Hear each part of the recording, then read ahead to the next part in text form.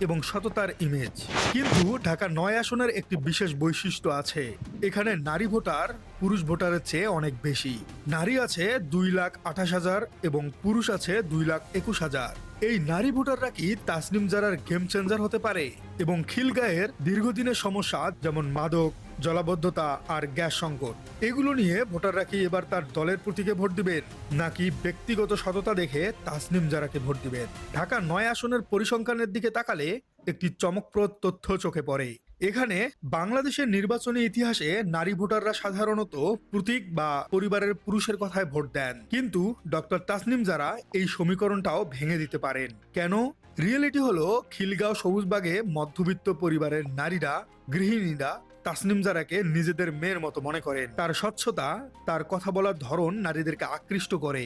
এবং দ্বিতীয় কারণটি হলো সোশ্যাল মিডিয়ার কানেকশন। এই এলাকার তরুণ প্রজন্ম জেনারেশন